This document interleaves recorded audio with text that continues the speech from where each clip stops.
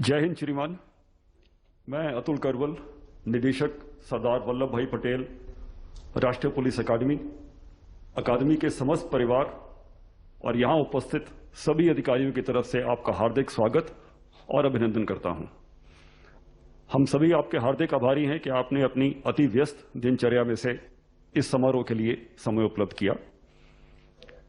इस समारोह में उपस्थित अन्य महानुभाव केंद्रीय गृह मंत्री श्री अमित शाह, केंद्रीय गृह राज्य मंत्री श्री नित्यानंद राय, केंद्रीय गृह सचिव श्री अजय भल्ला और सचिव बॉर्डर मैनेजमेंट और पुलिस श्री संजीवा कुमार का भी मैं हार्दिक स्वागत करता हूं। श्रीमान, इस समारोह में आपके सामने कुल 144 भारतीय पुलिस सेवा के अधिकारी और 4 मित्र देश नेपाल, भूटान, मालदीव और मॉरिशस के 34 पुलिस अधिकारी भी उपस्थित हैं। आपको जानकर खुशी होगी कि 6 मास के जिला प्रशिक्षण के दौर में इन सभी अधिकारियों ने अपने अपने राज्यों, जिलों में और देशों में सराहनीय और अहम भूमिका निभाई, जिसमें से कुछ अधिकारी कोरोनाग्रस्त भी हुए लेकिन पूर्णतः स्वस्थ होकर ट्रेनिंग में शामिल रहे। आपको यह भी जानकर प्रसन्नता होगी कि इनमें से 8 अधिकारियों की एक टुकड़ी, जिसमें 3 विदेशी अधिकारी भी रहे, भारत दर्शन के दरमियान लक्षद्वीप की विजिट के दरमियान एक आर्मी अधिकारी कर्नल साहब की 4 सदस्यों के कुटुंब को उन्होंने डूबने से बचाया। इन सभी अधिकारियों की पासिंग आउट परेड दीक्षांत समारोह 6 अगस्त के दिन आयोजित किया गया है, जिसके बाद ये नेशनल फॉरेंसिक साइंस यूनिवर्सिटी और सीआरपीएफ की अटैचमेंट पूर्ण करने के बाद अपने अपने राज्यों में और देशों में सक्रिय फर्ज में उपस्थित होंगे। इन सभी अधिकारियों के लिए सौभाग्य का विषय है कि देश सेवा में प्रथम कदम रखने के अवसर पर इन्हें आपसे आशीर्वचन और मार्गदर्शन प्राप्त होगा। श्रीमान, पुलिस अकादमी की 2 वर्ष की कठिन ट्रेनिंग के अंतिम परिणामों के मुताबिक पहले दोनों स्थान महिला अधिकारियों ने प्राप्त किए हैं, जिसमें से पहले स्थान पर रंजीता शर्मा रही, जिन्होंने न केवल बेस्ट प्रोबेशनर का खिताब हासिल किया, लेकिन आईपीएस के इतिहास में ऐसी पहली महिला अधिकारी बनी जिन्होंने IPS association sword of honour भी जीता, जो कि आउटडोर ट्रेनिंग पर आधारित होता है। दूसरे क्रमांक पर एक प्रतिभाशाली महिला अधिकारी श्रेया गुप्ता रही, और आपकी अनुमति हो तो इस समारोह का संचालन करने के लिए मैं श्रेया को आमंत्रित करना चाहूंगा।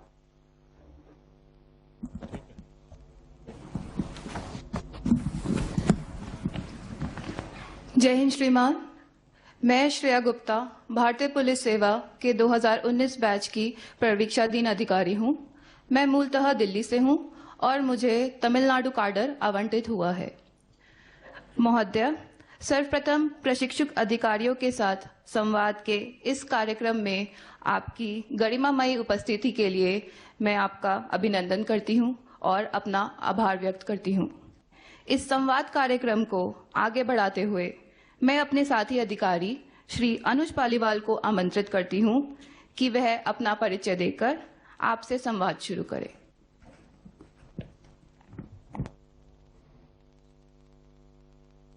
जय हिंद श्रीमान। सर, मेरा नाम अनुज पालीवाल है। मैं सर हरियाणा के पानीपत जिले से का निवासी हूं और सर मुझे केरला काडर आवंटित हुआ है। सर, मैंने अपनी ग्रेजुएशन आईआईटी रुड़की से की है। उसके पश्चात मैंने सर 2 साल एक निजी कंपनी में काम किया। सर, सबसे पहले तो श्रेया को वणक्कम। वणक्कम सर। अच्छा अनुज जी, आपने आईआईटी से पढ़ाई की और फिर आप 2 साल कहीं और काम करने के लिए चले गए और आप प्रशासनिक सेवा में आ गए। ऐसा अपने मन में क्या था कि आपने पुलिस सेवा को अपना करियर बनाया?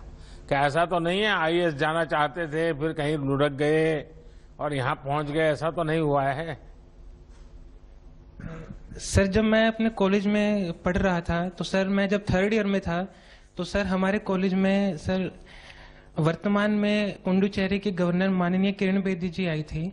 तो सर जब उन्होंने अपना सर वो वहाँ पे जो लेक्चर दिया था, तो सर उससे हम बहुत लोग सर काफ़ी प्रभावित हुए थे, और सर हमने सिविल सेवा की तैयारी का निश्चय किया था। सर परीक्षा देते समय सर मेरा प्रेफरेंस सर आईएएस था, दूसरा आईपीएस था, पर सर मैंने सर उसके बाद दोबारा प्रयास नहीं किया। मैं आईपीएस में सर काफी खुश हूं, और सर देश की सेवा सर आईपीएस पुलिस के रूप में ही करना चाहता हूं। अभी तो किरण जी वहाँ एलजी नहीं है, वहाँ तो अब नए एलजी हैं। अच्छा अनुज, आपका बैकग्राउंड बायोटेक्नोलॉजी का है। पुलिसिंग में क्राइम इन्वेस्टिगेशन जैसे मामलों को लेकर भी मैं समझता हूं कि आपकी पढ़ाई काम आ सकती है।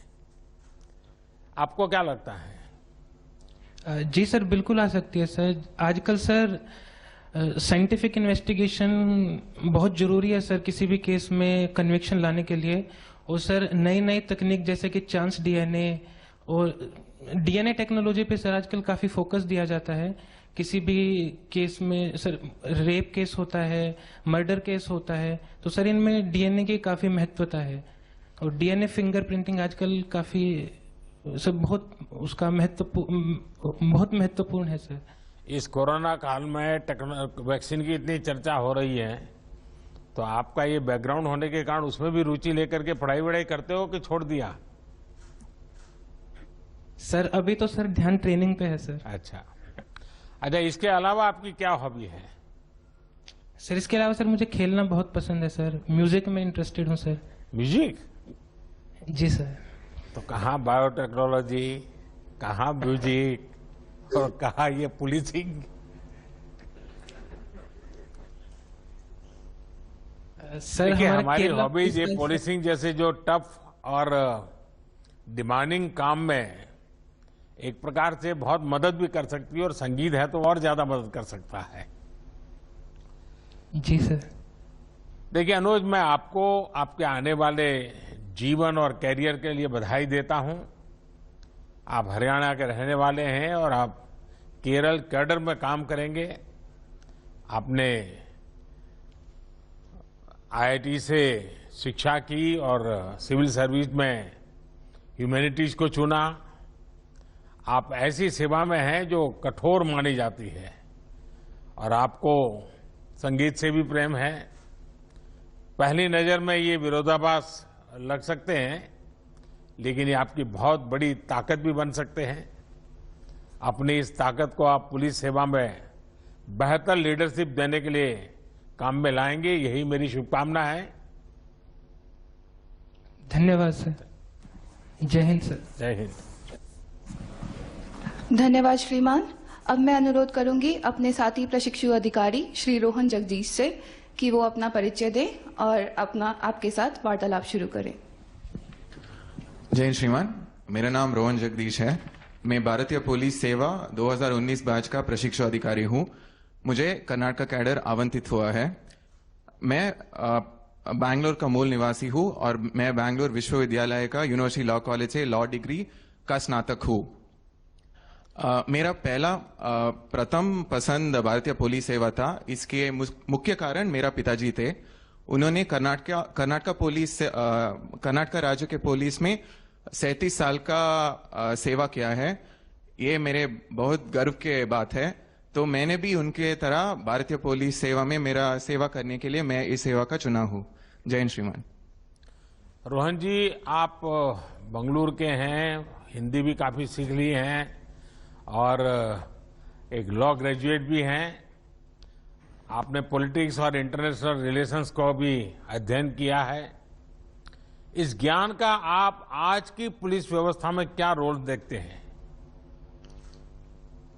श्रीमान, मैं जब ट्रेनिंग में ज्वाइन किया था उस टाइम पे ही मैं हिंदी सीखा है, तो मैं इसके लिए बहुत ट्रेनिंग के लिए आभारी हूँ। और मैं पॉलिटिकल साइंस और इंटरनेशनल सीखते वक्त मैं दुनिया अभी बहुत छोटे लग रहा है ग्लोबलाइजेशन के द्वारा, तो इसलिए हम हर तरह पुलिस एजेंसीज और दूसरे राज्यों के साथ भी इंटरपोल के द्वारा काम करने का मौका मिलेगा। तो हमारा क्राइम डिटेक्शन और इन्वेस्टिगेशन अभी साइबर क्राइम्स के द्वारा क्राइम्स सिर्फ इंडिया को ही लोकलाइज नहीं है बट इंटरनेशनल भी है।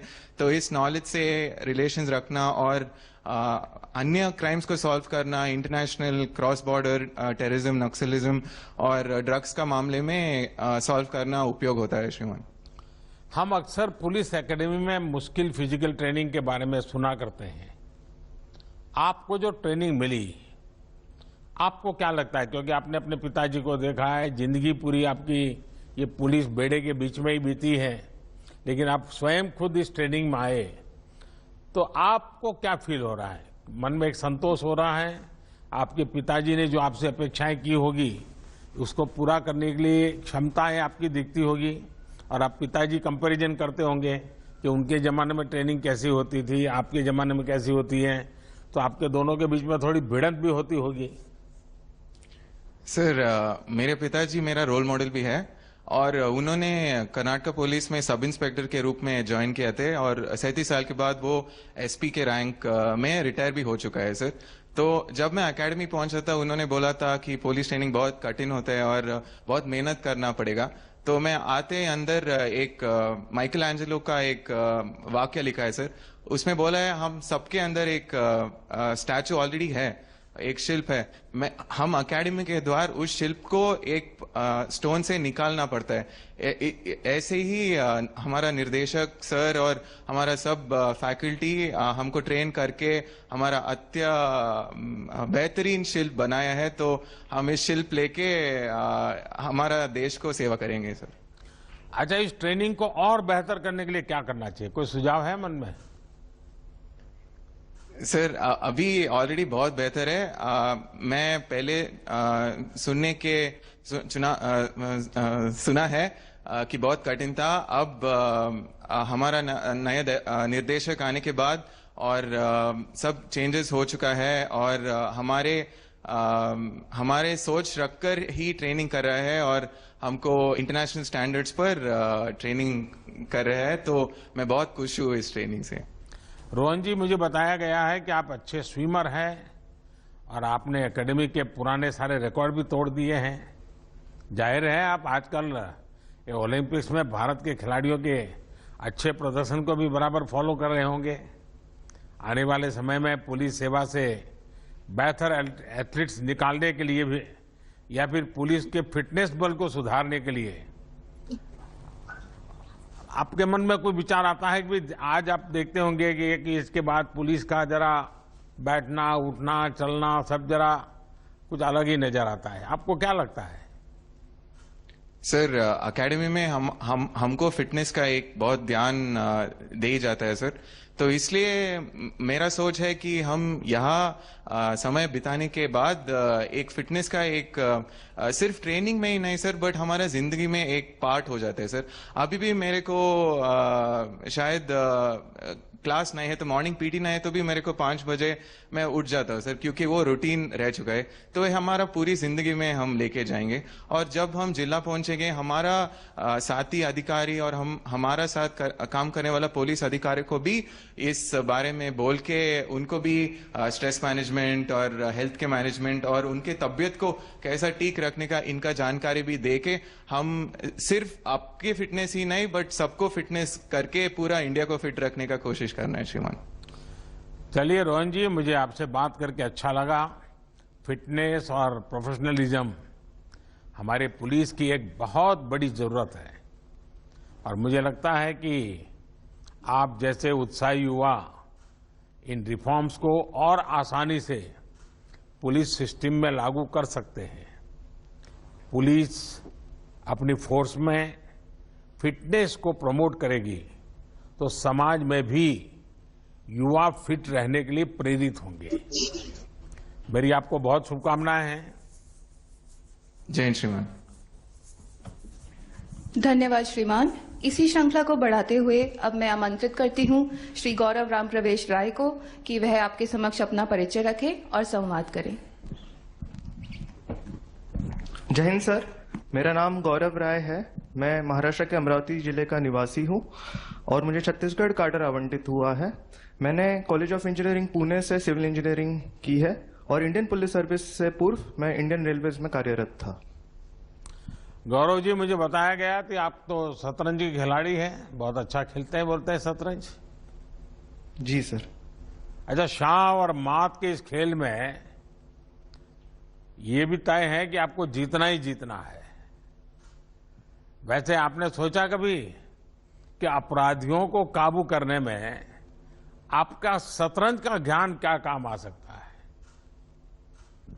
यस सर, मैं क्योंकि शतरंज खेलता हूं तो मैं हमेशा इसी तरीके से सोचता हूं। मुझे जैसे छत्तीसगढ़ काडर अलॉट हुआ है और वहां पे लेफ्ट विंग एक्सट्रीमिज्म ऊपर में है, माओवाद, तो उसमें सर मुझे हमेशा यही लगता है कि शतरंज में दो चीज होती है, एक स्ट्रेटेजी और एक टैक्टिक्स। तो हमेशा अपनी फोर्स में और पॉलिसीज में ऐसी स्ट्रेटेजी हो जो उनको टैकल कर सकें और ऑपरेशंस के थ्रू हम ऐसे टैक्टिक्स का इस्तेमाल करें जो कि हमें ट्रेनिंग एकेडमी में भी सिखाया गया है। इस तरीके से ऑपरेशंस करें कि हमारी कम से कम लॉसेस हो और हम ज्यादा से ज्यादा इन लोगों पर अटैक करके इनको रोक सके। गौरव जी, आपने बताया कि आपका कैडर छत्तीसगढ़ अलॉट हुआ है और वहाँ की स्थिति के विषय में आपने उल्लेख किया, वहाँ लेफ्ट विंग एक्सट्रीमिज्म की स्थिति भी है और आप उससे परिचित भी हैं। ऐसे में आपकी भूमिका और भी अहम है। आपको कानून व्यवस्था के साथ साथ जनजातीय क्षेत्रों में विकास और सोशल कनेक्ट को भी सपोर्ट करना है। आपने इसके लिए जब अमरावती में थे तो आपको उसका कोई अनुभव है क्या, कुछ स्कूल लाइफ में, कॉलेज लाइफ में? क्योंकि ये एक क्षेत्र ऐसा है जहां इन चीजों की भी बहुत जरूरत पड़ती है। यस सर, भारतीय सरकार की जो दो तरफा रणनीति है विकास की और सिक्योरिटी पॉइंट ऑफ व्यू से, तो क्योंकि सर मैं कॉलेज में था तो मैं सिविल इंजीनियर हूं, तो मैं ये समझता हूं कि मैं नक्सलवाद, लेफ्ट विंग एक्सट्रीमिज्म को खत्म करने के लिए विकास ही एक रास्ता है। और विकास के लिए सबसे पहले अगर हम सोचते तो हमारे दिमाग में रोड, रेलवेज, घर, बेसिक सिविल फैसिलिटीज आती है। तो मैं ये समझता हूं कि अगर मैं सिविल इंजीनियर हूं तो मैं अपने इस नॉलेज का अच्छे से उपयोग कर पाऊंगा छत्तीसगढ़ में। आप गढ़चिरौली विषय में भी काफी कुछ स्टडी करते होंगे, महाराष्ट्र के हैं तो? ये सर, उसके बारे में भी मालूम है, पढ़ा है। गौरव जी, आप जैसे युवा अफसरों पर बहुत बड़ी जिम्मेदारी है। साइबर फ्रॉड्स हो या फिर हिंसा के रास्ते पर गए युवाओं को मुख्य धारा में लाना हो, बीते सालों में बहुत परिश्रम करके माओवादी हिंसा को हम सीमित कर रहे हैं। आज जनजातीय क्षेत्रों में विकास और विश्वास के नए सेतु बनाए जा रहे हैं। मुझे विश्वास है कि आप जैसी युवा लीडरशिप इस काम को तेजी से आगे बढ़ाएगी। मेरी आपको बहुत शुभकामनाएं हैं। धन्यवाद सर, जय हिंद। श्रीमान, आपका बहुत धन्यवाद। अब मैं आमंत्रित करना चाहूंगी सुश्री रंजीता शर्मा को कि वह आपके समक्ष अपना परिचय रखें और अपने विचार व्यक्त करें। रंजीता जी, जो मैंने आपके विषय में जाना सुना, आपको एक मैं ऐसे ही एडवाइस देना चाहूंगा कि वो अपनी ड्यूटी से जुड़ा हुआ नहीं है। आपको जहां भी ड्यूटी का अवसर मिले, सप्ताह में 1 घंटा किसी न किसी गर्ल्स स्कूल में जाकर के उन बच्चियों से ऐसे ही गपशप कीजिए। ये जीवन भर इस क्रम को बनाए रखिए। सप्ताह में 1 घंटा किसी न किसी गर्ल्स स्कूल में जाना, उन बच्चियों से मिलना, बातें करना, उनसे चर्चा करना। और दूसरा, हो सके अगर योगा की आपकी प्रैक्टिस कंटिन्यू रहती है तो कहीं खुले बगीचे में बच्चियों के लिए योगा का एक आध क्लास भी चलाइए, जिसमें आप बीच बीच में जाया करें, ऑर्गेनाइज करें। ये आपकी ड्यूटी के सिवाय कुछ काम कीजिए। आप देखिए इसका असर कुछ ज्यादा ही होगा। खैर, आपसे जो जो बातें हुई हैं, मैं आपको बहुत बहुत शुभकामनाएं देता हूं। देखिए, हरियाणा हो या राजस्थान, हम सभी जानते हैं कि बीते कुछ वर्षों में बेटियों को आगे बढ़ाने में काफी काम हुआ है। आप इन दोनों राज्यों में सामाजिक चेतना की लहर को मजबूत करने में अपनी भूमिका बहुत बखूबी से निभा सकती है। आपकी जो कम्युनिकेशन की पढ़ाई है, जो समझ है, वो आज पुलिस की एक बहुत बड़ी जरूरत है। उम्मीद है कि इसका भी आप भरपूर प्रयोग आने वाले समय में करेगी। मेरी आपको बहुत बहुत शुभकामनाएं हैं। धन्यवाद सर। जैन सर। धन्यवाद श्रीमान। इसी क्रम में अब मैं आमंत्रित करती हूं अपने साथी प्रशिक्षक अधिकारी श्री निधिन राज पी को कि वह आपको अपना परिचय दें और आपसे वार्तालाप जारी रखें। Jain sir, my name is Nidhin Raj. I am from Kasaragod district of Kerala and I was allocated to Kerala cadre sir. Jain sir. I have been to Kerala many times. I am told that you have a keen interest in photography. Yes sir. Which are the places that you like most in Kerala for photography? Sir, especially the Western Ghats part sir, and I am belongs to the district of Kasaragod, and we have a lot of forts, Bekal Fort, and the parts of Western Ghats also I would like to shoot sir. I am told that during your training, probationers are organized into squads of 20-22 officers. What has been your experience with your squad? Sir, actually, when we are in the squad, we are realizing that we are not alone in the academy. We are supported by a lot of colleagues. And because of that, initially we were thought that because of the many of heavy outdoor activities, we won't be able to do that. That was the initial impression many of us had. But because of the support of our squad mates, we could achieve everything. Even we could thought of that we can do beyond that. Even the 40-kilometer route march or the 16-kilometer run that we did, that is all because of the support from the squad mates, sir. Nithinji, I am told that you like teaching also. Do continue to pursue this passion of yours when in service. This will Sir, also help you develop a deep connect with people. Yes, sir, I wanted to pursue that also, sir. Like, I think for creating awareness in the society, a police officer should know how to communicate to the society. I think teaching is one of the way with which we can communicate properly with the students and with the general public, sir. Wish you all the best. Thank you, sir. Jain, sir. Jain. इसी श्रृंखला को आगे बढ़ाते हुए अब मैं आमंत्रित करती हूं डॉक्टर नवजोत सिमी को कि वह महोदय के सामने अपना परिचय रखें और वार्तालाप को जारी रखें। जय हिंद श्रीमान, मेरा नाम नवजोत सिमी है। मैं पंजाब के गुरदासपुर जिले से हूं और मुझे बिहार काडर आवंटित हुआ है। सर, मैंने डेंटल सर्जरी में स्नातक की डिग्री लुधियाना से की है। मेरी डिस्ट्रिक्ट ट्रेनिंग पटना में हुई और इसी दौरान महिला पुलिस कर्मचारियों की बढ़ती संख्या, साहस और प्रेरणा से मैं काफी उत्साहित हुई। जय हिंद श्रीमान। नवजोत जी, आपने तो लोगों को दांत दर्द से राहत दिलाने के लिए दांतों की सेहत ठीक करने का जिम्मा उठाया था। ऐसे में देश के दुश्मनों के दांत खट्टे करने का रास्ता आपने क्यों चुना? सर, मैं सिविल सर्विसेज की तरफ सर मेरा झुकाव काफी पहले से ही था और सर एक डॉक्टर का काम और एक पुलिस का काम भी लोगों की पीड़ा को दूर करना ही होता है सर। तो सर मुझे लगा कि मैं सिविल सर्विसेज के माध्यम से और भी एक बड़े प्लेटफॉर्म पर रहकर लोगों की समस्याओं के समाधान में अपना योगदान दे सकती हूँ। आपने पुलिस फोर्स ज्वाइन की है तो ये सिर्फ आपके लिए ही नहीं, देश में बेटियों की नई पीढ़ी को भी प्रेरित करने वाली है। आज पुलिस में बेटियों की भागीदारी बढ़ रही है। इस पार्टिसिपेशन को बढ़ाने के लिए आपका कोई सुझाव हो या फिर आपके कोई अनुभव हो तो मैं जरूर सुनना चाहूंगा। सर, अभी हमारी डिस्ट्रिक्ट प्रैक्टिकल ट्रेनिंग के दौरान बिहार पुलिस एकेडमी राजगीर में हम लोग ट्रेनिंग में थे। सर, वहां पर विमेन कांस्टेबल्स का एक बहुत ही बड़ा बैच था। उनके साथ इंटरेक्शन करने का मुझे मौका मिला। तो सर मैं इतनी ज्यादा उत्साहित हुई कि वो सब लड़कियां आगे पढ़कर बहुत कुछ बनना चाहती थी। सर वो बहुत ज्यादा ऑलरेडी ही मोटिवेटेड थी।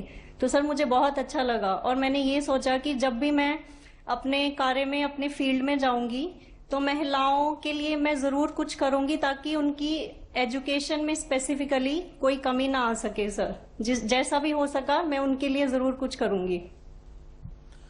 देखिए नवजोत जी, बेटियों का ज्यादा से ज्यादा पुलिस फोर्स में आना देश के पुलिसिंग सिस्टम को मजबूत करेगा। पंजाब हो या बिहार, आप तो महान गुरु परंपरा के राज्यों को कनेक्ट कर रही हैं। और गुरु तो कह गए हैं कि मैं काहू को देत नहीं, नहीं भय मानत आन। यानी सामान्य मानवी को ना तो हमें डराना है और ना किसी से डरना है। मुझे विश्वास है कि आप इसी प्रेरणा से आगे बढ़ेगी और पुलिस सेवा को और अधिक समावेशी और संवेदनशील बनाने में सफल होगी। मेरी आपको बहुत शुभकामनाएं हैं। धन्यवाद सर। जय हिंद सर। धन्यवाद श्रीमान। अब मैं निवेदन करती हूँ श्री कोमी प्रताप शिवकिशोर से कि वह अपना परिचय रखें और आपके समक्ष अपने विचार व्यक्त करें। जय हिंद श्रीमान, मेरा नाम केपीएस किशोर है और मैं आंध्रा के नेल्लोर जिले से हूं और मुझे आंध्रा का कार्डर आवंटित हुआ है। सर मेरी इंजीनियरिंग आईआईटी खड़गपुर में फाइनेंशियल इंजीनियरिंग और बायोटेक्नोलॉजी में बीटेक और एमटेक में कंप्लीट किया है। उसके बाद पुलिस सर्विस ज्वाइन करने के पहले मैं 4 साल boss centre for artificial intelligence में काम किया है सर। और मुझे लगता है कि ये टेक्नोलॉजी को अगर अच्छी तरह से हम यूज करेंगे, बहुत सारे पुलिस में जो चैलेंजेस है जैसे मैन पावर शॉर्टेज वगैरह है, एफिशिएंसी के चैलेंजेस है, हम बहुत अच्छी तरह से सॉल्व कर सकते हैं। प्रताप, आप फाइनेंशियल बैकग्राउंड से हैं, ऐसे में आज फाइनेंशियल फ्रॉड्स की चुनौती है। ट्रेनिंग के दौरान उससे निपटने के लिए आपको कोई इनोवेटिव आइडियाज आते हैं क्या? विचार आते होंगे मन में काफी कुछ। जरूर सर, हमको बहुत अच्छे इन्वेस्टिगेशन में फाइनेंशियल फ्रॉड्स को इन्वेस्टिगेट करना, कौन सी लॉस है उनको परिचय किया गया है। और खास करके जब हम फील्ड ट्रेनिंग में थे कर्नूल जिले में, बहुत अच्छा फाइनेंशियल फ्रॉड्स, आधार रिलेटेड फेक आधार कार्ड्स के थ्रू संक्षेम कार्यक्रम से कैसे पैसे लीक हो जा रहा है, ऐसे काम इन्वेस्टिगेशन करने में बहुत ट्रेनिंग मदद की और फील्ड में, और मुझे लगता है कि बहुत कुछ आगे सीखने के लिए मिलेगा। साइबर क्राइम में हमारे बच्चे और महिलाओं को ये जो एलिमेंट्स हैं उनको बहुत निशाना बनाते रहते हैं और इसके लिए थाने के स्तर पर क्या काम हो सकता है, इससे जुड़ा कोई सुझाव, क्योंकि आप आर्टिफिशियल इंटेलिजेंस को जानते हैं, आप टेक्नोलॉजी के व्यक्ति हैं, फाइनेंस का बैकग्राउंड है, तो इसमें कोई सुझाव आपके मन में आता है? अभी लगता है कि हाँ इसमें ऐसे जाना चाहिए। ये काम किया सर, जिसमें जो भी नया नया साइबर फ्रॉड हो रहा है, जिसका तरीके हो रहा है, हर दिन हम न्यूज़पेपर में और अपने लोकल सिटी चैनल में बोलते थे। और यही काम हम जो वल्नरेबल ग्रुप्स है, जैसे कॉलेजेस है, जो नया नया स्मार्टफोन लेके आ रहे हैं, और उनको हर हफ्ते एक सेशन ऐसे करते थे। और दूसरा कंटिन्यूअसली महीने में एक बार एक वेबिनार जैसे कंडक्ट करते थे, जहां लोग अपने मन से ज्वाइन करते थे। और सबसे ज्यादा मुझे लगता है कि ये जो क्राइम जिस हिसाब से होता है उसको हम लोगों तक पहुंचाना है ताकि वो पहले ही जागरूक हो।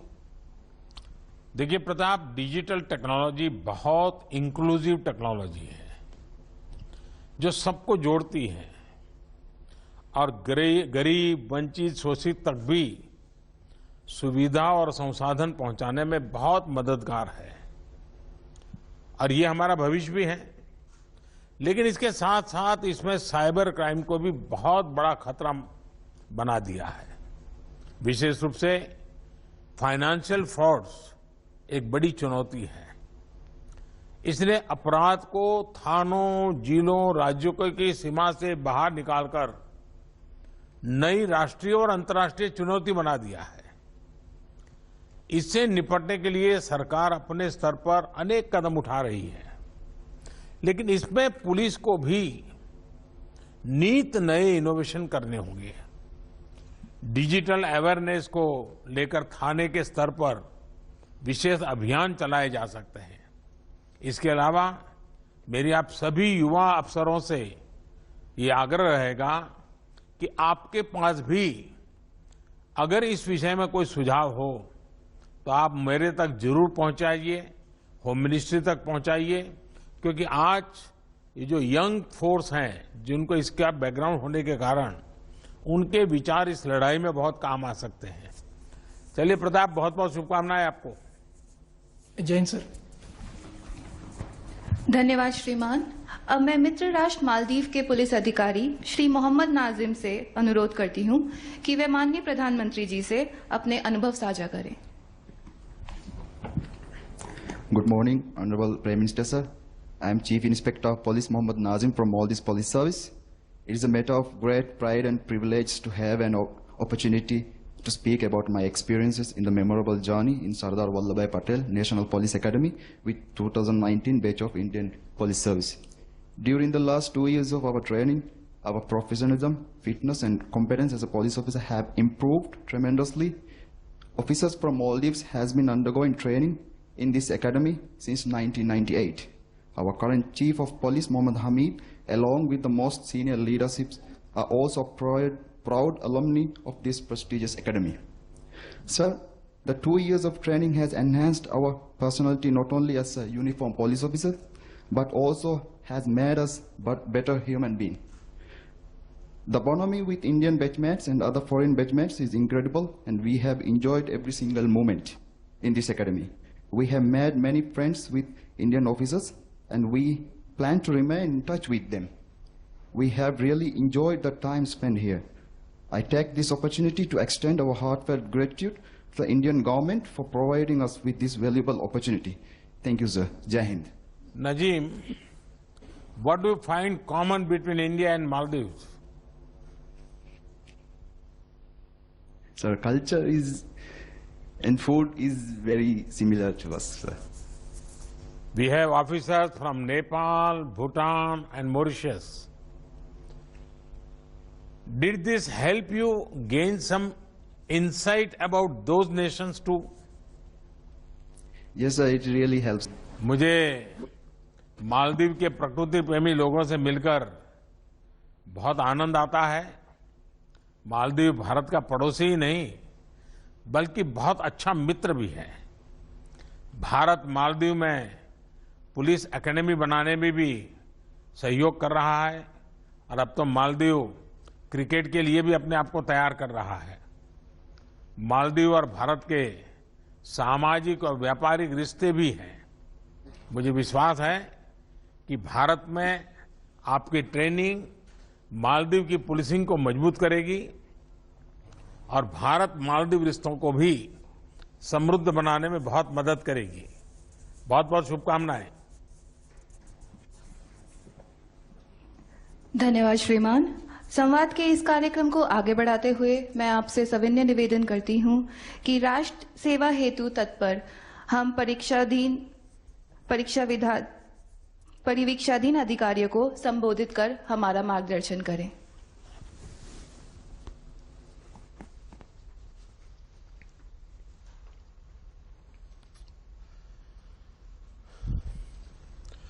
आप सभी से बात कर मुझे बहुत अच्छा लगा।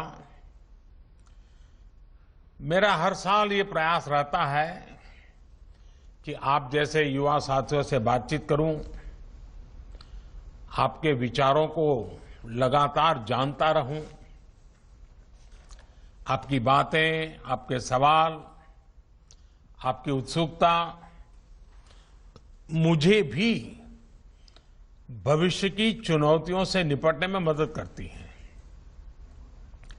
साथियों, इस बार की ये चर्चा ऐसे समय हो रही है जब भारत अपनी आजादी के 75 वर्ष का अमृत महोत्सव मना रहा है। इस साल की 15 अगस्त की तारीख अपने साथ आजादी की 75वीं वर्षगांठ लेकर के आ रही है।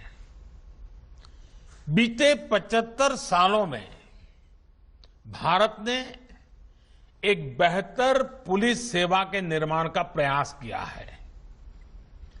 पुलिस ट्रेनिंग से जुड़े इंफ्रास्ट्रक्चर में भी हाल के वर्षों में बहुत सुधार हुआ है।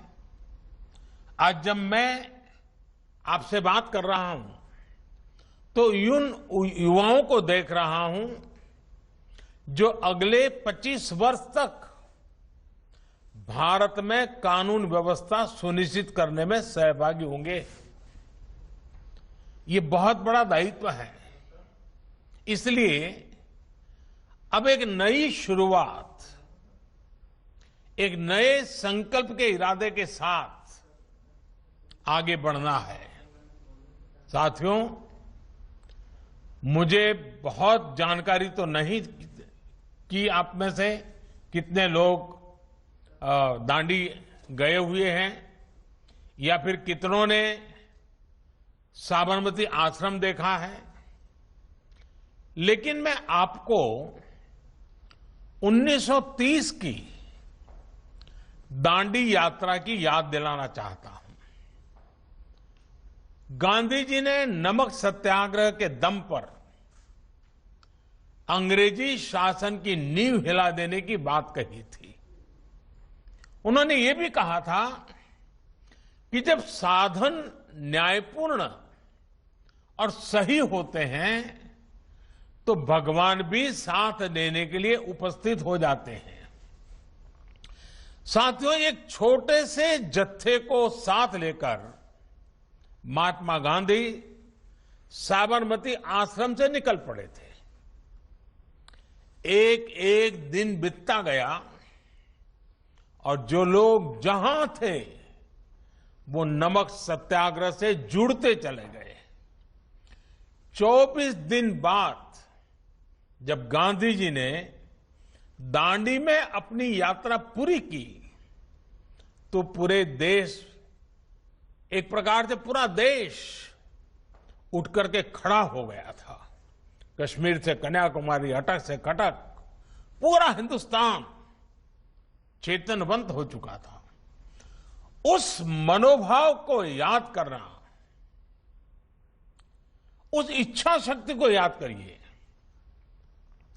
इसी ललक ने, इसी एकजुटता ने भारत की आजादी की लड़ाई को सामूहिकता की शक्ति से भर दिया था।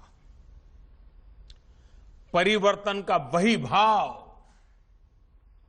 संकल्प में वही इच्छा शक्ति आज देश आप जैसे युवाओं से मांग रहा है। 1930 से 1947 के बीच देश में जो ज्वार उठा,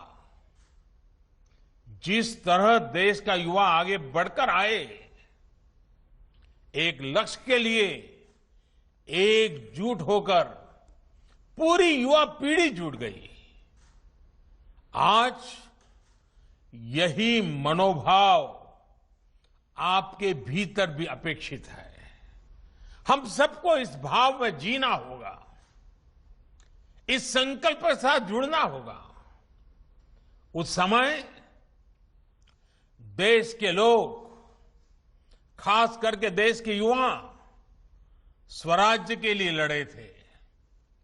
आज आपको सुराज्य के लिए जी जान से जुटना है।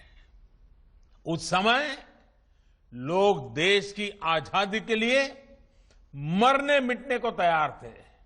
आज आपको देश के लिए जीने का भाव लेकर आगे चलना है। 25 साल बाद जब भारत आजादी के 100 वर्ष पूरे होंगे, तब हमारी पुलिस सेवा कैसी होगी, कितनी सशक्त होगी वो आपके आज के कार्यों पर भी निर्भर करेगी। आपको वो बुनियाद बनानी है जिस पर 2047 के भव्य अनुशासित भारत की इमारत का निर्माण होगा।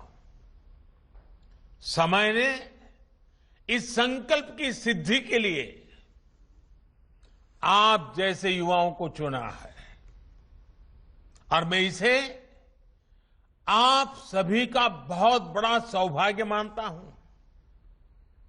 आप एक ऐसे समय पर करियर शुरू कर रहे हैं जब भारत हर क्षेत्र, हर स्तर पर ट्रांसफॉर्मेशन के दौर से गुजर रहा है। आपके कैरियर के आने वाले 25 साल भारत के विकास के भी सबसे अहम 25 साल होने वाले हैं। इसलिए आपकी तैयारी, आपकी मनोदशा इसी बड़े लक्ष्य के अनुकूल होनी चाहिए। आने वाले 25 साल आप देश के अलग अलग हिस्सों में अलग अलग पदों पर काम करेंगे, अलग अलग रोल निभाएंगे। आप सभी पर एक आधुनिक, प्रभावी और संवेदनशील पुलिस सेवा के निर्माण की एक बहुत बड़ी जिम्मेदारी है और इसलिए आपका हमेशा ये याद रखना है कि आप 25 साल के एक विशेष मिशन पर हैं और भारत ने इसके लिए खास तौर पर आपको चुना है। साथियों, दुनिया भर के अनुभव बताते हैं कि जब कोई राष्ट्र विकास के पथ पर आगे बढ़ता है तो देश के बाहर से और देश के भीतर से चुनौतियां भी उतनी ही बढ़ती हैं। ऐसे में आपकी चुनौती टेक्नोलॉजी डिसरप्शन के इस दौर में पुलिसिंग को निरंतर तैयार करने की है। आपकी चुनौती क्राइम के नए तौर तरीकों को उससे भी ज्यादा इनोवेटिव तरीके से रोकने की है। विशेष रूप से साइबर सिक्योरिटी को लेकर नए प्रयोगों, नए रिसर्च और नए तौर तरीकों को आपको डेवलप भी करना होगा और उनको अप्लाई भी करना होगा। साथियों, देश के संविधान ने, देश के लोकतंत्र ने जो भी अधिकार देशवासियों को दिए हैं, जिन कर्तव्यों को निभाने की अपेक्षा की है, उनको सुनिश्चित करने में आपकी भूमिका अहम है और इसलिए आपसे अपेक्षाएं भी बहुत रहती हैं। आपके आचरण पर हमेशा नजर रहती है। आप पर दबाव भी बहुत आते रहेंगे।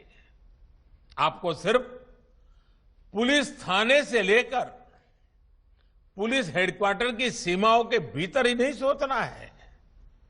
आपको समाज में हर रोल, हर भूमिका से परिचित भी रहना है, फ्रेंडली भी होना है और वर्दी की मर्यादाओं को हमेशा सर्वोच्च रखना है।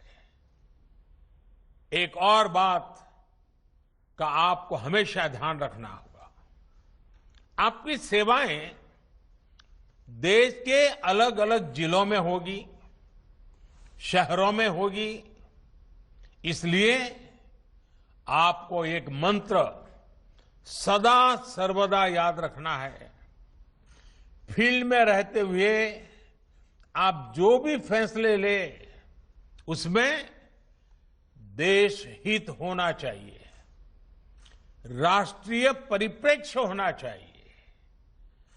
आपके कामकाज का दायरा और समस्याएं अक्सर लोकल होगी, ऐसे में उनसे निपटते हुए ये मंत्र बहुत काम आएगा। आपको हमेशा ये याद रखना है कि आप एक भारत श्रेष्ठ भारत के भी ध्वजवाहक है। इसलिए आपके हर एक्शन, आपकी हर गतिविधि नेशन फर्स्ट, ऑलवेज फर्स्ट, राष्ट्र प्रथम, सदैव प्रथम, इसी भावना को रिफ्लेक्ट करने वाली होनी चाहिए। साथियों, मैं अपने सामने तेजस्वी महिला अफसरों की नई पीढ़ी को भी देख रहा हूं। बीते सालों में पुलिस फोर्स में बेटियों की भागीदारी को बढ़ाने का निरंतर प्रयास किया गया है। हमारी बेटियां पुलिस सेवा में एफिशिएंसी और अकाउंटेबिलिटी के साथ साथ विनम्रता, सहजता और संवेदनशीलता के मूल्यों को भी सशक्त करती है।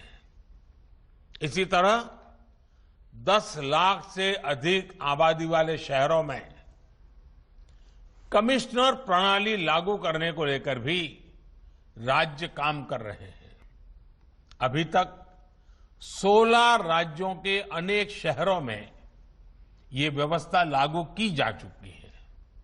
मुझे विश्वास है कि बाकी जगह भी इसको लेकर सकारात्मक कदम उठाए जाएंगे।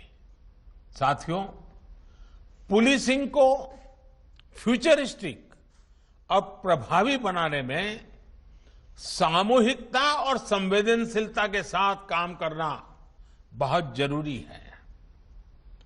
इस कोरोना काल में भी हमने देखा है कि पुलिस के साथियों ने किस तरह स्थितियों को संभालने में बहुत बड़ी भूमिका निभाई है। कोरोना के खिलाफ लड़ाई में हमारे पुलिस कर्मियों ने देशवासियों के साथ कंधे से कंधा मिलाकर काम किया है। जब मैं आपसे बात करता था तो बात करते हुए मैं एक और पक्ष आपके सामने रखना चाहता हूं। आजकल हम देखते हैं कि जहां जहां प्राकृतिक आपदा आती है, कहीं बाढ़, कहीं चक्रवाती तूफान, कहीं भूस्खलन, तो हमारे एनडीआरएफ के साथी पूरी मुस्तैदी के साथ वहां नजर आते हैं। आपदा के समय एनडीआरएफ का नाम सुनते ही लोगों में एक विश्वास जगता है। ये साख एनडीआरएफ ने अपने बेहतरीन काम से बनाई है। आज लोगों को ये भरोसा है कि आपदा के समय एनडीआरएफ के जवान हमें जान की बाजी लगाकर भी बचाएंगे। एनडीआरएफ में भी तो ज्यादातर पुलिस बस के ही जवान होते हैं, आपके ही साथी होते हैं। लेकिन क्या यही भावना, यही सम्मान समाज में पुलिस के लिए है? एनडीआरएफ में पुलिस के लोग हैं, एनडीआरएफ को सम्मान भी है, एनडीआरएफ में काम करने वाले पुलिस के जवान को भी सम्मान है। लेकिन समाज व्यवस्था में ऐसा है क्या? आखिर क्यों? इसका उत्तर आपको भी पता है। जनमानस में ये जो पुलिस का नेगेटिव परसेप्शन बना हुआ है, ये अपने आप में बहुत बड़ी चुनौती है। कोरोना काल की शुरुआत में महसूस किया गया था कि ये परसेप्शन थोड़ा बदला है, क्योंकि लोग जब वीडियो देख रहे थे, सोशल मीडिया में देख रहे थे, पुलिस के लोग गरीबों की सेवा कर रहे हैं, भूखे को खिला रहे हैं, कहीं खाना पका करके गरीबों को पहुंचा रहे हैं, तो एक समाज में पुलिस की तरफ देखने का, सोचने का वातावरण बदल रहा था। लेकिन अब फिर वही पुरानी स्थिति हो गई है। आखिर जनता का विश्वास क्यों नहीं बढ़ता, साख क्यों नहीं बढ़ती।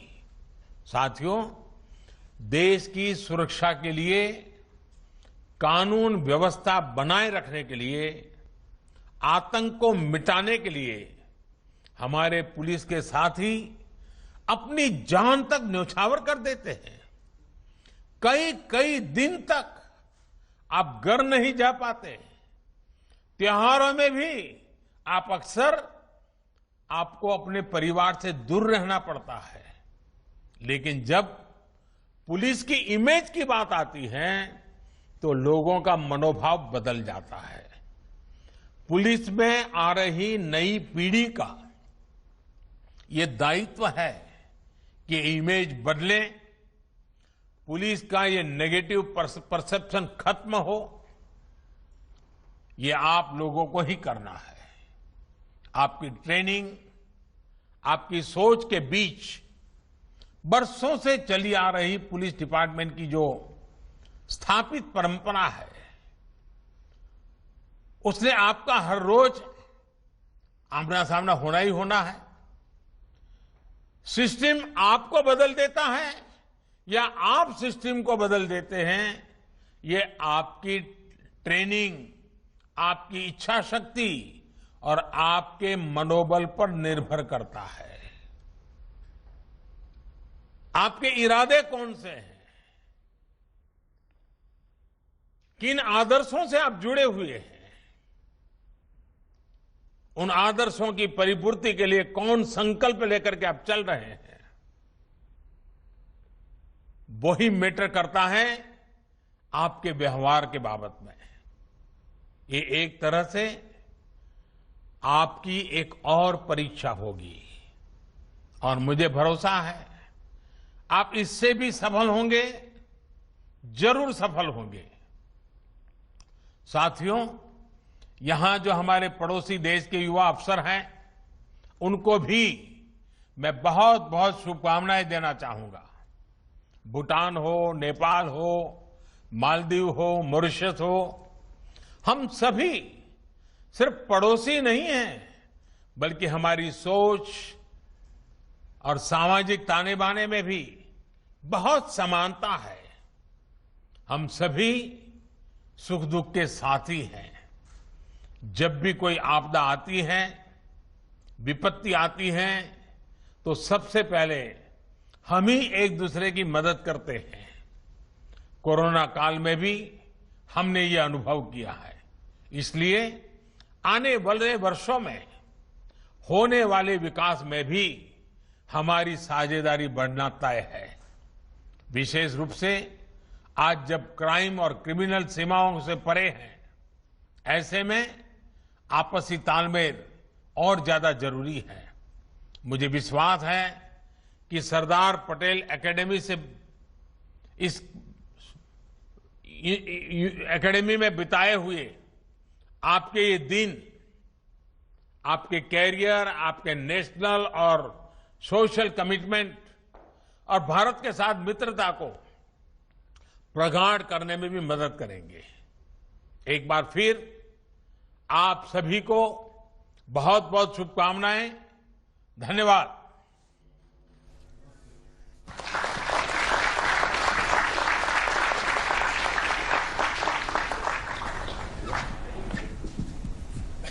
श्रीमान, आपके प्रेरणादायी और पथ प्रदर्शक उद्बोधन के लिए मैं आभारी हूं। औपचारिक रूप से धन्यवाद ज्ञापित करने के लिए मैं हरियाणा काडर के प्रशिक्षु अधिकारी श्री गौरव राज पुरोहित को आमंत्रित करती हूं।